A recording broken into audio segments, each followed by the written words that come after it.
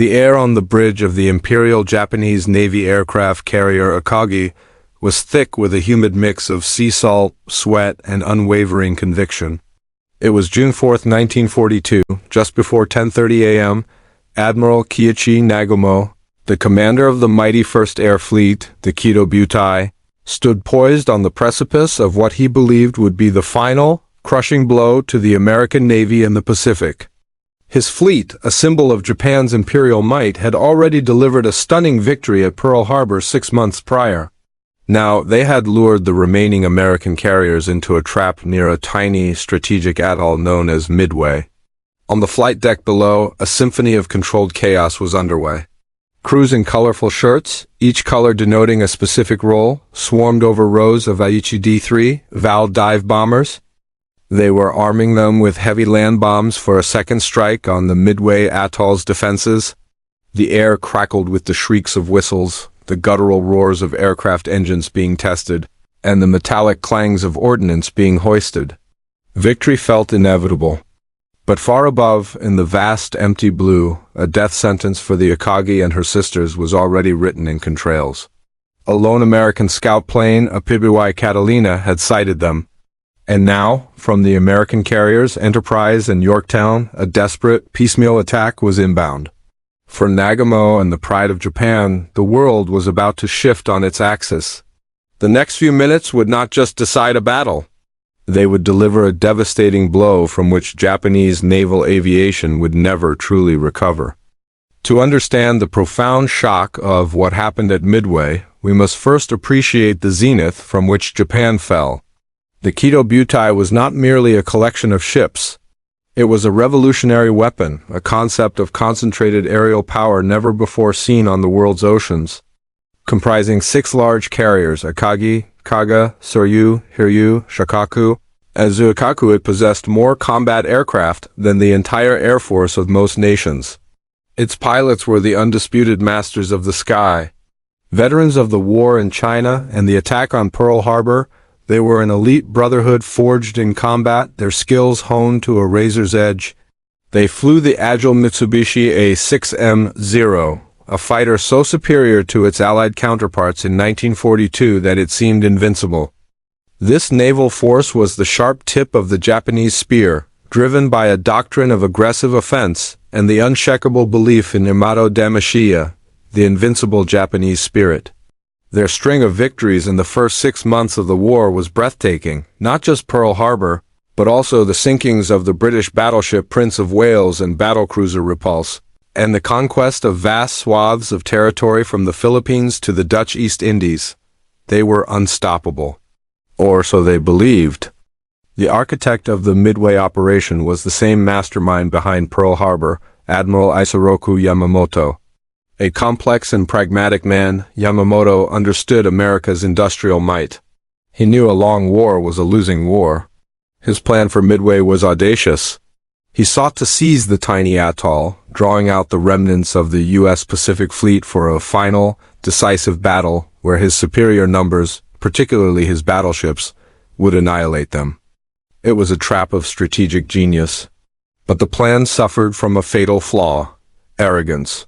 It was convoluted, splitting his forces across the North Pacific, and it was predicated on the Americans behaving exactly as predicted. Most critically, it assumed the enemy was blind. They were not. In a dusty basement at Pearl Harbor, a team of American cryptanalysts, known as Station Hypo, led by the brilliant Commander Joseph Rochefort, had achieved the impossible. They had partially broken the Japanese Naval Code, JN-25. Through a brilliant ruse involving a fake water shortage message about Midway, they confirmed the target. Admiral Chester W. Nimitz, the Commander-in-Chief of the U.S. Pacific Fleet, now knew the where and the when. He was not sailing into a trap. He was setting one. He positioned his 3 available carriers Enterprise, Hornet, and the hastily repaired Yorktown northeast of Midway, lying in wait for Nagumo's 4 giants, Akagi, Kaga, Soryu, and Hiryu. The stage was set for a collision of titans, but only one side knew the script. The morning of June 4th began exactly as Yamamoto had envisioned. At 4:30 a.m., Nagumo launched a devastating strike on Midway Island itself. But the American defenders were ready. Anti-aircraft fire was fierce, and the Marine Corps' pilots flying obsolete Brewster Buffaloes and Grumman Wildcats rose to meet the onslaught. They were slaughtered. The Zero pilots, like Lieutenant Commander Chuichi Nagumo, cut through them with practiced ease. Yet, as Tomonaga's strike force returned to the fleet, he radioed a critical message back to the Akagi. There is need for a second attack. The first wave had damaged the island, but not neutralized its airfield or its defensive potential. This message plunged Nagumo into a crisis. He had held back a second wave of aircraft, armed with torpedoes and armor-piercing bombs for ships, in case American carriers were discovered. Now he was caught in a tactical dilemma. His returning first wave was low on fuel and needed to land. His deck was currently occupied by his anti-shipping strike force, armed and ready. And his scout planes, one of which was launched late from the heavy cruiser tone, had yet to find the American fleet. The atmosphere on the Akagi's bridge grew tense. The confident hum of minutes before was replaced by strained voices and the rustle of map paper. "We must rearm the second wave for a land attack," argued one of Nagumo's staff officers. "The island must be neutralized before we can launch an invasion." It was a logical decision, but a catastrophically fateful one. At 7:15 a.m., Nagumo gave the order. Across the four carriers, crews began the Herculean frantic task of swapping ordnance. Torpedoes were painfully lowered back into the magazines. Heavy 800-kilogram land bombs were hauled up and fitted onto the K torpedo bombers. The flight decks became a snarl of activity, a dangerous ballet of high explosives and fuel lines. And in this moment of maximum vulnerability, at 7:28 a.m., the delayed scout plane from the Tone finally broke radio silence. Its message was electrifying. A jolt of lightning to the bridge. Sight what appears to be 10 enemy surface ships, in position bearing 010 degrees, distance 240 miles from Midway. Course 150 degrees, speed over 20 knots. The air went out of the room. 10 ships? That could mean carriers. Nagumo and his staff were paralyzed. Where were they? What was their composition? The report was infuriatingly vague.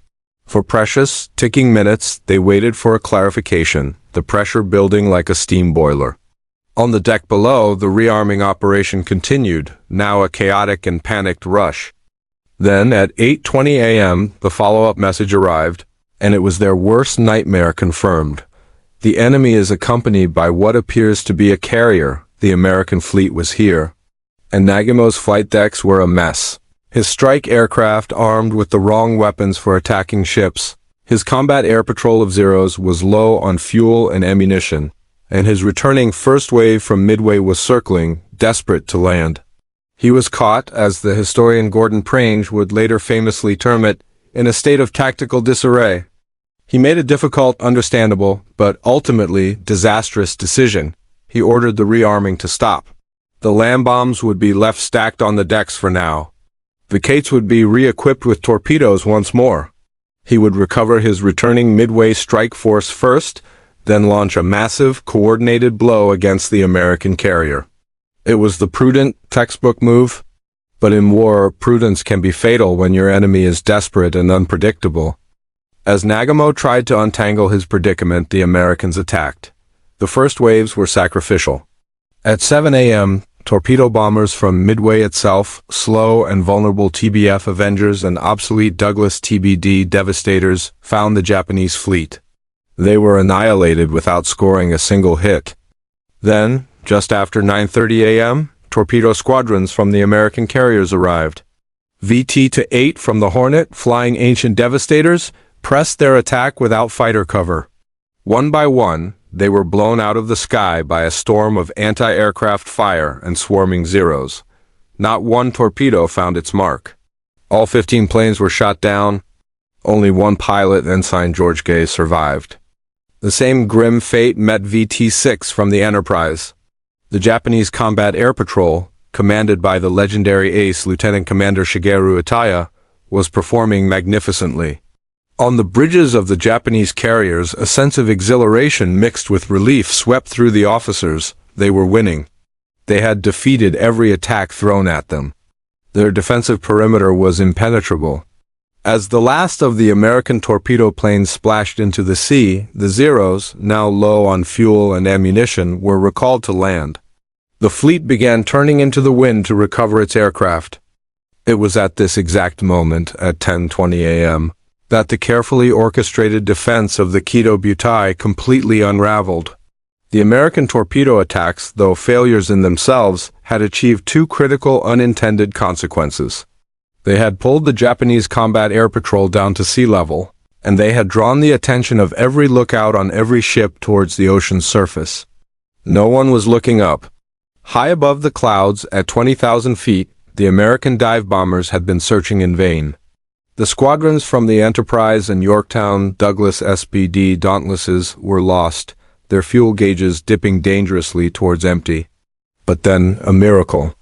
Lieutenant Commander Wade McCluskey, leading Enterprise's air group, spotted the lone, wayward wake of a Japanese destroyer, the Arashi, speeding north to rejoin the fleet.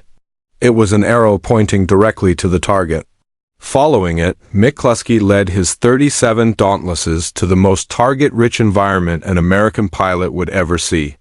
There below, spread across the shimmering blue canvas of the ocean, were the 4 Japanese carriers, steaming in a box formation.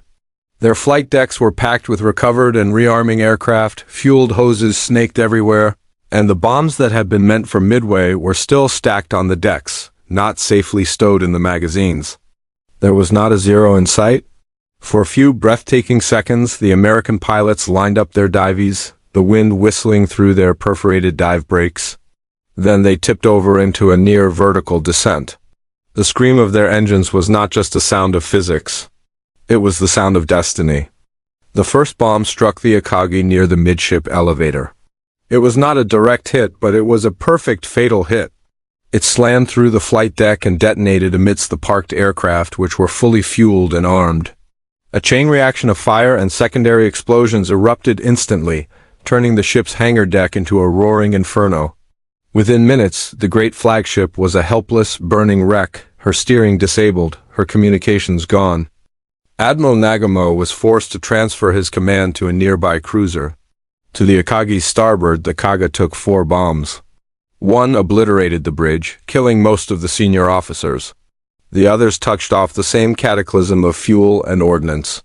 She was soon a pyre so intense her paint blistered on the superstructure. Further ahead, the Soryu was hit by 3 bombs from the Yorktown squadron.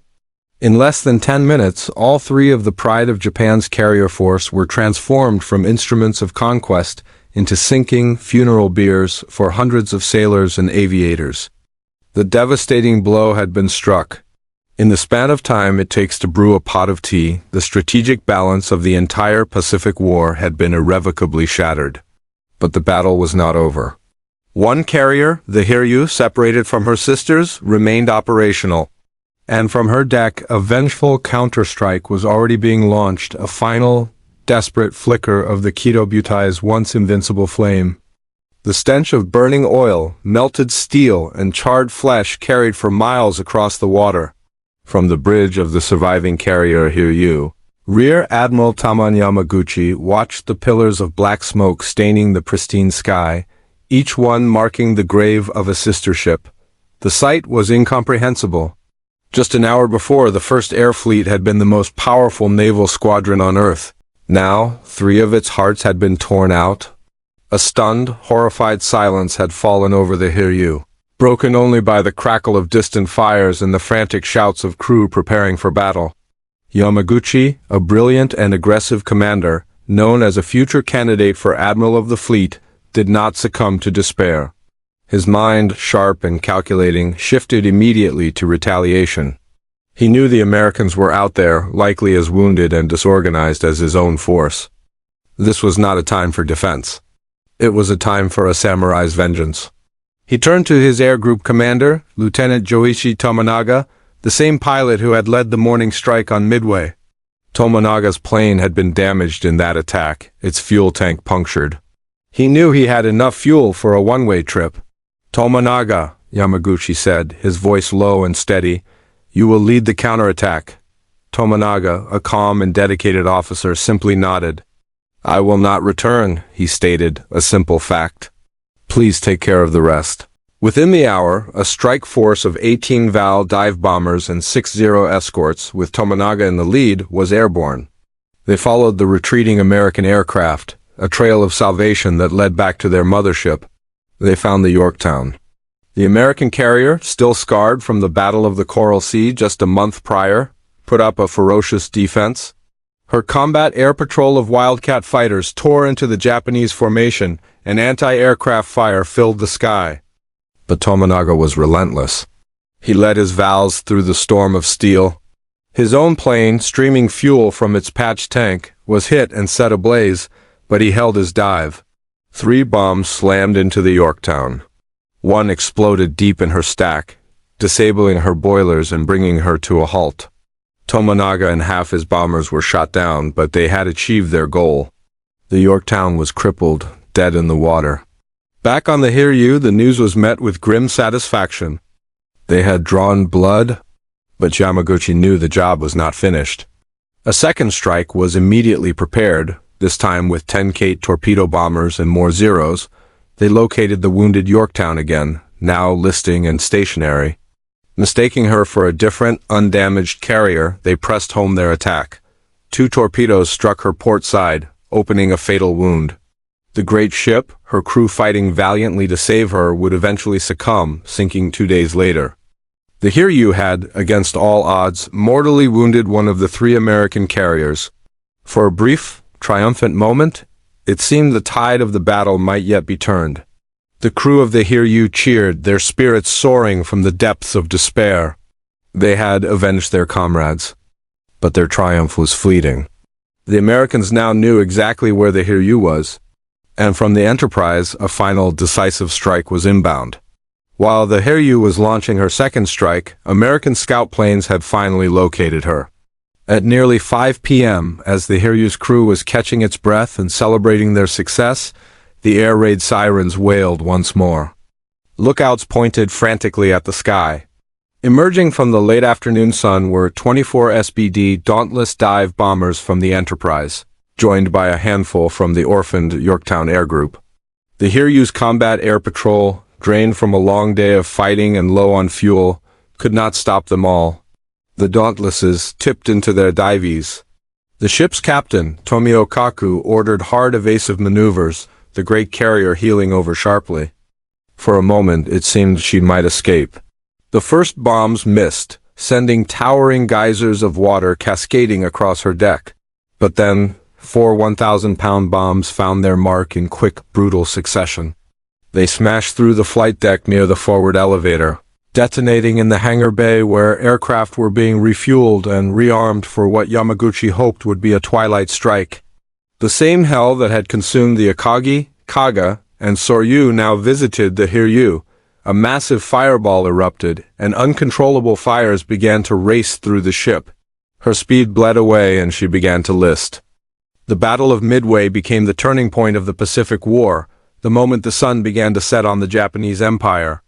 The Kido Butai, the weapon that had once ruled the waves, was gone, its glory extinguished in a few minutes of perfectly timed violence.